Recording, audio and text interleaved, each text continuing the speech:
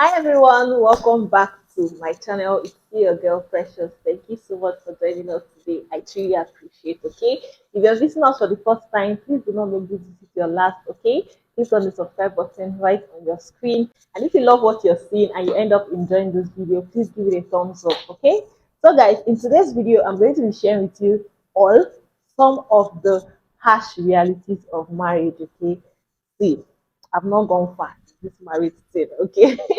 I've not gone far. So I have a lot of things that I'm discovering and it is shocking me. It is in me. Are you sure? Are you sure if you have known all of this, you would have agreed to marry? So I'm like, let me just come share it on here and know if I am the only one, and also to prepare some of you that are yet to go on this journey, right? This is just me talking to you guys because you guys know I love to share a lot, if not everything, with you guys, okay? So, one of the harsh realities is that marriage can be lonely, okay? See, you know how exciting your wedding day, well, not everybody had an exciting wedding day, but what I mean is, you know how on your wedding day there are a lot of people, thousands of people, people you know, people you don't know, people you invited, people you do not invite, a lot of people on your wedding day. After that day, everybody goes home. Let me leave the men out of this. Let me talk from my own perspective as a lady, okay? So this is basically harsh reality of a woman in marriage, okay? Yeah. So, like I said, marriage can be lonely. After your wedding, everybody goes home and you're left with yourself and your husband. It can get very lonely, especially if you start your marriage in a different town. Maybe you are living in Omahia and then you get married and you move to Lagos with your husband, or you move to another state with your husband. You obviously do not know anybody there. Chances that you do not have family members there. You are starting life from the beginning. Trust me, it can get lonely. Once you're done with your honeymoon, you enjoy spending the alone time with your husband, and then come back to your house and you get back to reality. In the morning, your husband leaves for work, and in most cases, the women have to quit their jobs from where they were staying, and then in the new environment, you have to start looking for the job that will suit your new life, the business that will suit your new life, unless maybe you're a content creator where you can do that from anywhere. But even though your content is going to change, it's affecting your life generally. Trust me, it gets lonely. Now, in my own case, okay, I lived in Aba before I got married. My husband lives in Aba, so I did not move to a different city, but I still felt lonely. Then I'm not thinking of people that actually had to change cities. Some people moved outside the country, like a different country altogether, okay? But in my own case, it was as if everybody that I knew, everybody that I knew in Aba relocated. You know how people just see Aba to be some kind of local place. And to be very honest, there are not a lot of job opportunities in this town. So a lot of my friends moved out of Aba. So as it stands now, I don't have an old friend in this Aba currently. Do you get what I mean? So I felt that kind of loneliness. Yes, my family lives in Aba, but they themselves they try to give me space. There was a time when I was going to before my wedding, after my child, I was going to my family house almost every day. Even my mom had to tell me that I was coming too much. I was using that excuse that you're helping me plan my wedding. After my wedding, I stopped going to my house. My mom stopped coming to my house. Like they just wanted to give me space to find myself. And I won't lie, it was very, very lonely. Thankfully, I'd already started my YouTube journey, so I was putting out content. I was very consistent then because it was the only thing that was keeping me safe. It was the only thing I had control of, if that makes sense. Just sit down and film, edit it, and put it out. I was always on social media, but then again, it was it was it was a lot. Okay, it was a lot, but thankfully Now sometimes it still gets lonely, but you cannot even be lonely because now children have started coming in. Like now I've kind of balanced it, you get, but then it was lonely. Let me know if you experience the same thing or if you're in that phase right now. Okay, let me know in the comment section so that we can encourage ourselves. But truth is, damn, that loneliness is something that if you're talking to someone about it, someone that is not experiencing it or has not experienced it, the person will not understand. Sometimes your husband does not even understand because he's feeling like we talk on the phone when I'm not around. When I'm around, we play with this, but you that is going through it, you know what you're going through. Oh my God, I feel like this point has taken a lot of our time. I'm going to try to hurry up the rest of the points, okay? I went to personal there, but yeah. So the next harsh reality of marriage is that you are almost always going to be sexually active. Okay, you know how they say you're not supposed to tell your husband no. You're not supposed to deny your husband, the pleasure. But then, as a woman, you most times we are not in the mood. Most times we are going through something, okay? Most times you are going through something, but you just have to try. It's easier when it's your boyfriend. I mean, you can comfortably tell your boyfriend for what I don't understand. And besides, you're not living with this person, so it's almost like anytime you're going to see him, you already know. You have built yourself. You're ready. I'm not saying fornication is good. You get what I mean? We're talking about reality. So let's just face the fact, okay? You're not living with him. So it's almost like whenever you're even going to meet him, you're even excited for it to happen. But this one is you're living with this person. And what if he's more sexually active than you are? You have to force yourself to meet up. Do you understand? You have to force yourself to meet up because you would definitely not want to see him sad. You know how most men are when you tell them no, to be as if they are going into depression, and you wouldn't want to see your husband. You're not want to see him have that look on his face, so you're always going to try to keep up. I know some women are more active than their husband, but I mean, I'm just speaking for most women, right? You have to keep up. And then another thing that you have to do, still in the sexual part, is you have to try to be open to a lot of things because you are having this activity, this action with one person. You won't want it to get boring. If you're used to one particular style, you're going to have to try other things, try other styles, try other positions, try other, like, you're going to try to experiment a lot of things so that it doesn't get boring, not just for him but for you as well. You understand what I mean? Because it's with the same person. I want to believe that if you're married, you're doing it with just your husband. So that's what I'm saying.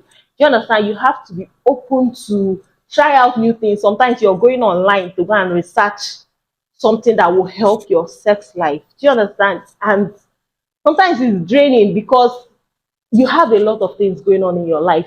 You have to think of a lot of other things, and that is also something you have to think of. So it is draining sometimes, but yeah, at the end of the day, you're still going to be the one that enjoyed it, if that makes sense. But you get what I mean?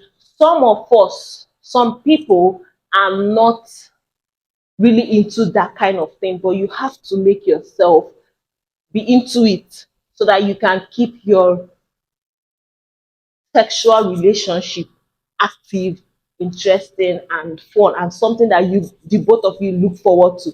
Not every time, yeah, you just know this is how it's done, and that is it. You get what I mean? Yeah, I know you get what I mean. So, guys, the next harsh reality of marriage is that you are forced to be an adult 24/7, and that is on point. Okay, you are forced to be an adult. If you're a kind of person that likes to be baby, that likes to do baby things, that likes to play and all of that, you'll be forced. Not that anybody's forcing you, but reality, things that are happening will just down on you that you have to keep those things one side first and be more of an adult every time, even if it's not 24/7, but more often than you used to be. Because Now you have to face challenges that you've never faced before. You have to face situations. It might not be bad situations. Do you understand? You have to make decisions that you've not made before. It just forces you to be an adult. And then when you have kids, your child cannot be crying and you be crying. I know a lot of people do it, but you're still going to have to stop crying first and still find a solution for your child. So why cry in the first place? Just don't cry and handle the situation. Then maybe at night you cry. Do you get what I mean?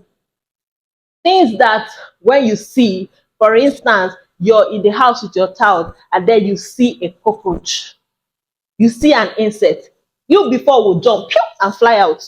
But now you cannot do it because you cannot leave your child and run. You have to take care of that danger. You have to take care of the insect to make your child feel safe and secure. But if it was just you before, you can run out of the house and call your neighbor or a guy to that you saw cockroach in your house or rat. You should just be and go and kill it. But now you have to do those things by yourself.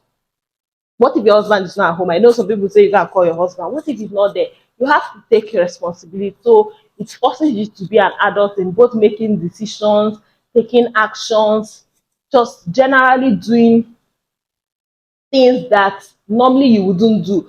If your husband becomes president, you're automatically president's wife.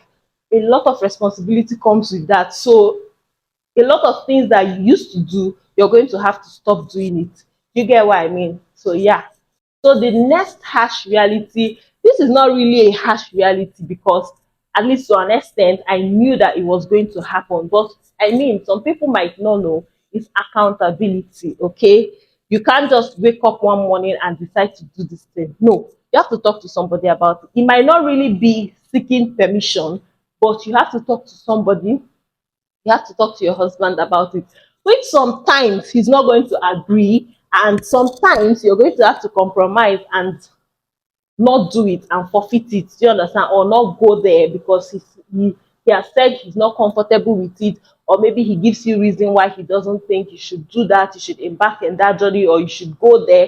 Do you understand? But when you are single, you don't need to tell anybody so far you're of age. When you want to go somewhere, you go. When you want to do anything, you do. You don't need to tell anybody. You don't owe anybody an explanation on why you did what you did or why you went where you went to.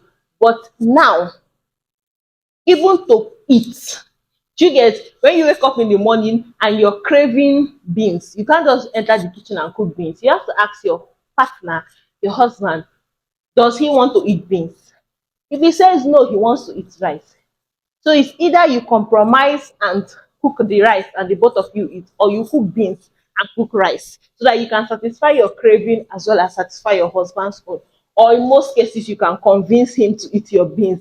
But imagine you're trying to cook what you want to eat and you're trying to convince another person to eat it with you when you're the one that is cooking. Do you get what I mean? You're just accountable for everything you do. You will have your money, you want to get a new phone, you can't just go out and get a new phone. Yes, it is your money, your hard earned money, but you have to tell your husband, babes, I want to get a new phone today, or not even today. I mean, you can't tell him the day you're buying it, it doesn't make sense. You like say, I'm planning on getting a new phone, which in most cases for some sweet men they will buy it for you because they don't want you to spend your money, or maybe they won't, they'll just tell you, okay, no problem, oh yeah, what kind of phone do you want to buy? Do you know they just follow you through the process and you still protect it? Or you can tell you, babes, instead of buying that phone, see, we need to do something with the money and you have to compromise. Why sometimes? Do you understand? The point is you are accountable for everything you do. He can tell you no.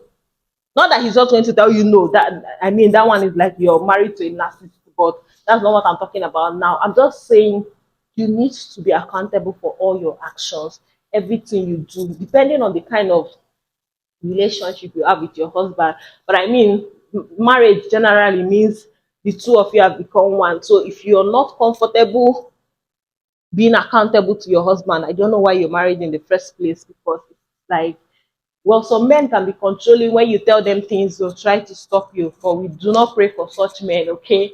So the thing there is when you're married, you're going to be accountable for all of your actions when it comes to finances, how you spend your money, you'll be accountable for it. How you do everything that you need to do. Before I started filming this video, I told my husband I was going to film this. I was going to film a YouTube video today so that he can be aware and know that we are not going to have guests in the house today because I'm making use of the sitting room.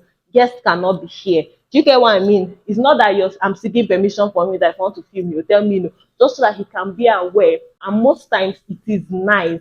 It actually has positive side. Like I said now, telling him I know that nobody's coming to the house now, so I can comfortably film and set up anyhow I want. You get what I mean? Yeah. So, guys, another harsh reality of marriage is that you have to work twice as hard. You have to work twice as hard, okay? Especially when it comes to finances, when it comes to everything generally. Because when I was single, when I was doing my NYSC, because that was the only time I lived alone. You get when I want to cook, I'm cooking like even if it's soup, it's just small pot of soup. But now I have to cook big pot. You see, bulk cooking is now a thing. When I was single, there was nothing like bulk cooking for me. But now, you guys, for my videos, you've seen I used to cook biggest pot of this one. So I'm working twice as hard in the kitchen than I used to when I was single. When it comes to finances, even for the women, it's not just for the men, even though it is the responsibility of the man to take charge, especially in the financial area. He's supposed to provide more. The woman is just there to support. But if you were doing small scale business when you were single, when you get married, you feel the need to expand your business because you know that responsibility is now a lot. You now have children to take care of and you can't wait for your husband for everything on your child's birthday. In as much as you as the parents you be like, okay, let's buy this thing for as a present for the baby, you can still decide to get a personal present for your child and it's from your own money. Do you understand? You just feel the need to work twice as hard. You just feel the need to do more businesses, work harder to get earn more money. So you need money basically more than you used to need when you were single. So it's making you work twice as hard, not just in finances, in everything generally. Because now you're not just thinking for yourself. Even in your thinking, you're thinking twice as hard, twice as deep. Do you understand? When you are single, you are just thinking about yourself, thinking for yourself. Now you're thinking for yourself, for your husband, for your children, for your husband's family. Because if things are good for them, it's also good for your family. Do you understand what I mean? You're thinking twice as hard, you're doing everything twice as hard, if not triple as hard, okay? So these are just some of the harsh realities of marriage that hits me, and to be very honest, I'm still trying to get used to all of them. And every day I'm still finding out new things.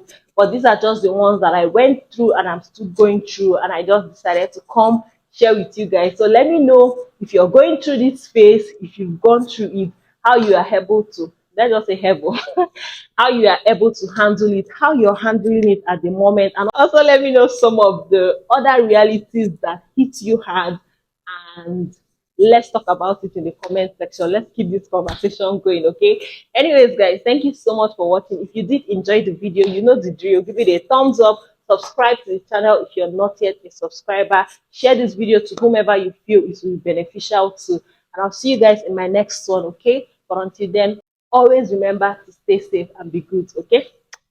Bye, guys.